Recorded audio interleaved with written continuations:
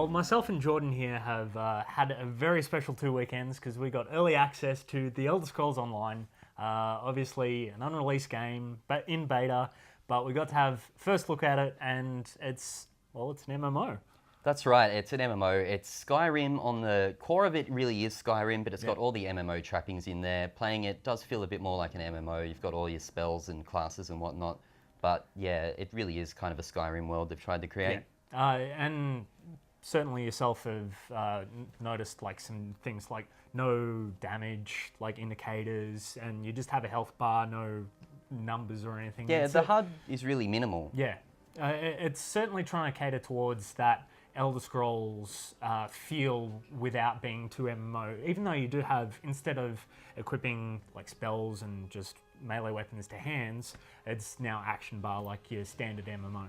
Yeah, they've minimised the HUD a fair bit. It's clear they've gone for a more immersive experience with storytelling and lore and narrative, but it doesn't bode so well in an MMO when I'm used to having a lot more feedback with numbers and experience. And there's a lot of things just missing with status indicators for your buffs, debuffs, and minions and things like that. Yeah, because you were playing a Warlock, I was playing a Dragon Knight, which essentially plays like an enhancement shaman from WoW.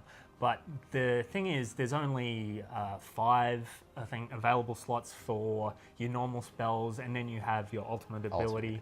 And as you use these spells, they level up as they do in the Elder Scrolls games. But in MMOs, your DPS rotation is generally more than just 5 spells, and then you got crowd control, snares, and all that sort of stuff.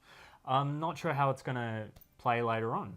Yeah, anyone familiar with WoW will probably be used to by the late game, having a screen just full of all sorts of action bars, icons everywhere, 20, 30 different spells that they rotate. And in this, they really have cut it down just to 5. My guess is it's suiting it for the console audience, because this will be on Xbox One and PS4, and making it a bit more controller friendly. Yeah, and it's also playable with a controller on the PC as well. So I'm not sure how all that's going to work out, but from what we've played, I've really enjoyed so far. The story experience was actually quite good. They put it all out there in the beginning. They tell you what's happening in the world, your role in the world, and I think it's just presented really nicely.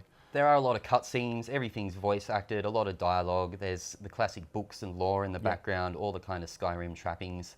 There's a big world to explore. The quests are very immersive. They escape from the traditional MMO tropes. It took a long time until I had my first kill 10 of this enemy mission or anything. Everything they try to get you involved with the story and try and make it a bit unique each time. Yeah, and certainly the world itself is really big, really immersive.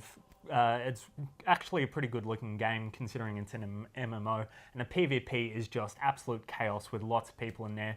But hopefully we'll be able to experience more of it when it comes out in April. I'm really looking forward to it. It will be a subscription MMO, and I don't know if it'll be lasting, whether the Elder Scrolls fan base is big enough to support it before it goes free to play, but I guess we'll see.